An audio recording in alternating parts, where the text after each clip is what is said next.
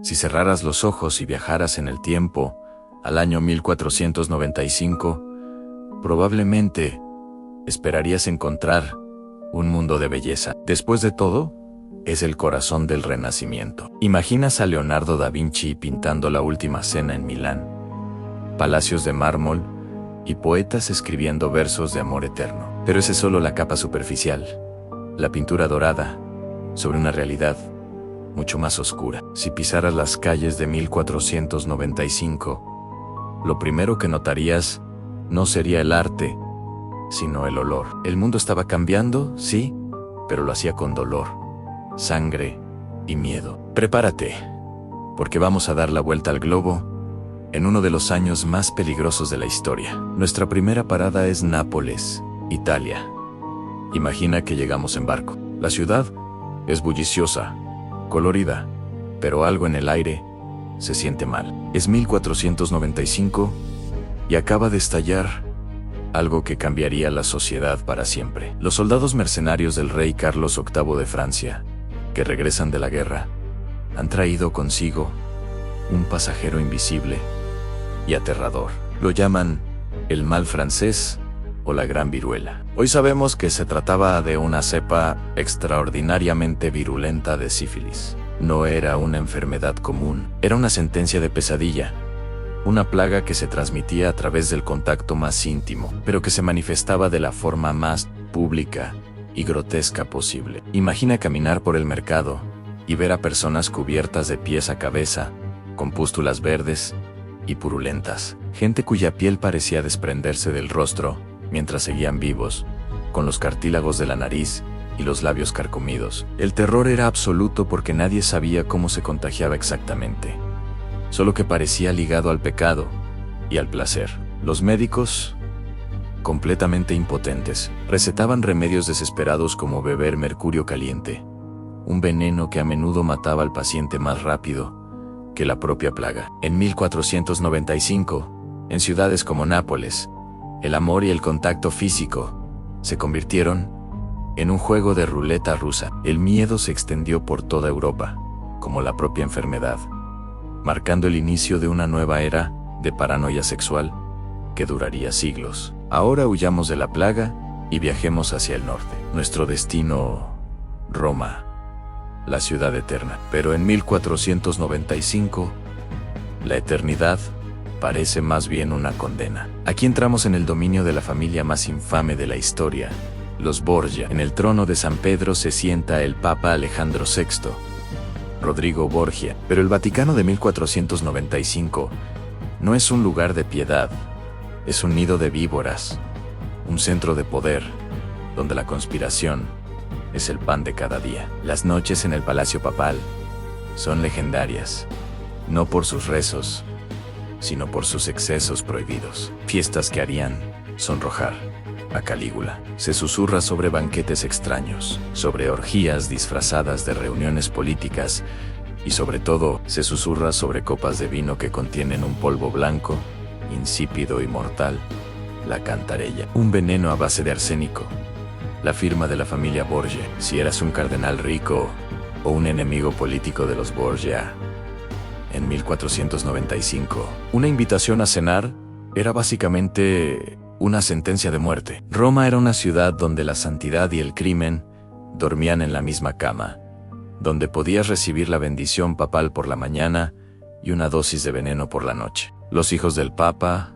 César y Lucrecia, eran las piezas de un tablero de ajedrez sangriento, moviéndose entre matrimonios, alianzas y asesinatos. Caminar por Roma en 1495 era moverse por un campo de minas políticas, donde una palabra equivocada podía costarte la vida. Ahora crucemos el mar Mediterráneo y llegaremos a España, donde el ambiente cambia drásticamente. No hay fiestas desenfrenadas ni banquetes opulentos. Lo que hay es silencio, un silencio pesado y cargado de sospecha. Los reyes católicos, Isabel y Fernando, gobiernan con mano de hierro. Acaban de unificar el país y su obsesión es la pureza, tanto de sangre como de fe.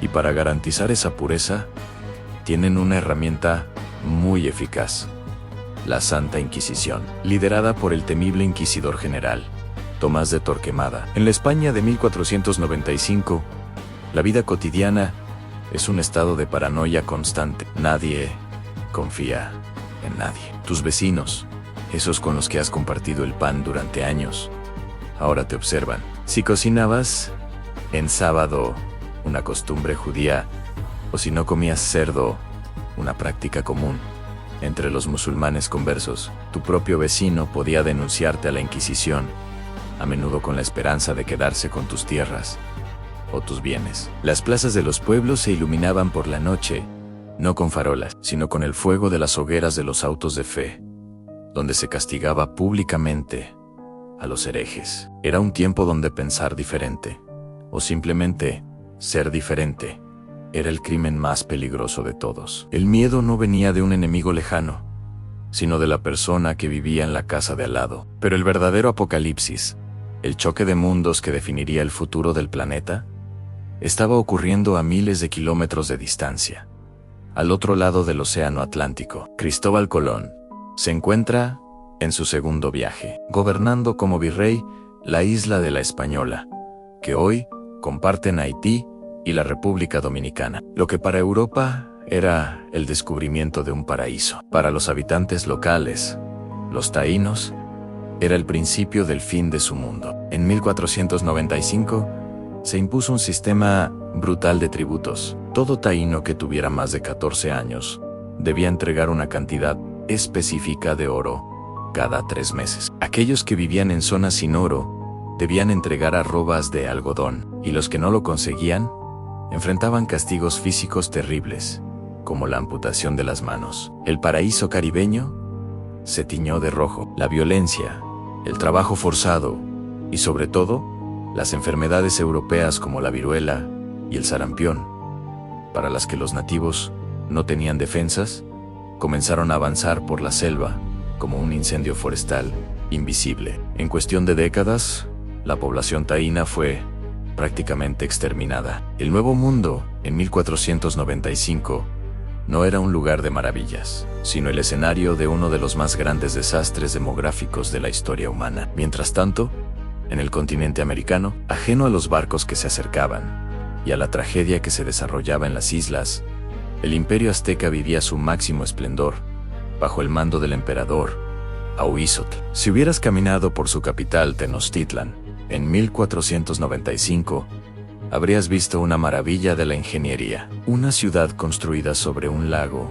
más limpia, grande y organizada que Londres o París en la misma época. Acueductos traían agua potable desde kilómetros de distancia. Calzadas y canales formaban una red de transporte eficiente, y los jardines flotantes, las chinampas, producían cosechas durante todo el año. En el centro, pirámides majestuosas se alzaban hacia el cielo. Pero esa grandeza tenía un precio de sangre. La cosmovisión azteca exigía un pago constante a los dioses para mantener el universo en funcionamiento. En la cima de los templos, los sacerdotes alzaban ofrendas vitales al sol, Huitzilopochtli, para que no dejara de moverse en su ciclo diario. La guerra era una necesidad, no solo para expandir el imperio, sino para capturar prisioneros destinados al sacrificio. Era una civilización en la cúspide de su poder,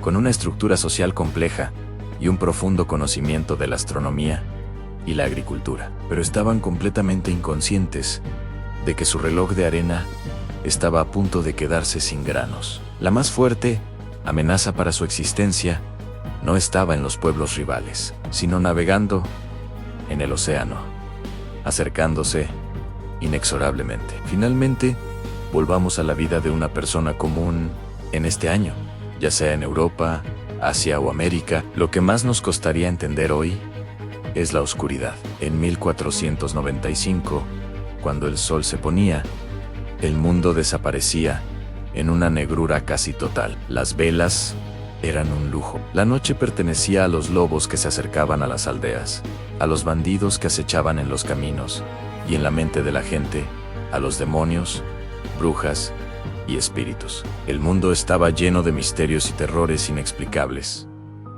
No existía la ciencia tal como la conocemos, la superstición y la fe lo eran todo. Si tenías un dolor de cabeza fuerte, el remedio podía ser una sangría, o en casos extremos, la trepanación, un agujero en el cráneo, para dejar salir a los malos espíritus. Si una cosecha se perdía, la culpa era de una bruja o de la ira de Dios. Y tristemente, la muerte era una compañera constante, especialmente para los niños. Llegar a los 40 años era un logro heroico. La vida era corta, brutal, y para demasiada gente, llena de trabajo, agotador, desde el amanecer hasta el anochecer. 1495 no fue solo un año más en el calendario, fue un punto de inflexión, el momento exacto en que el mundo antiguo, fragmentado y desconectado, comenzó a morir para dar paso al mundo moderno, globalizado y violento. Fue un año de contrastes brutales.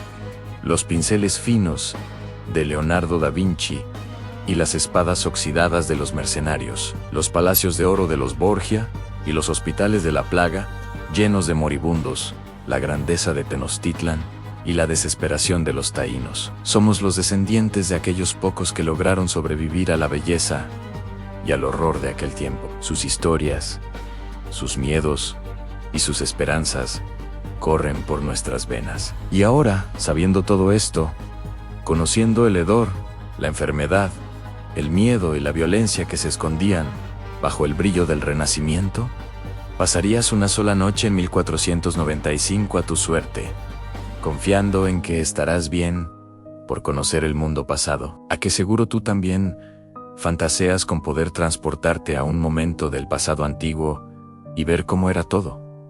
Y si pudieras, ¿te atreverías? Gracias por acompañarnos en este viaje al pasado, una vez más, en nuestro canal. Si te ha gustado, no olvides darle a me gusta, comentar y suscribirte, activando la campanita para no perderte nuestras próximas historias y exploraciones. Hasta pronto.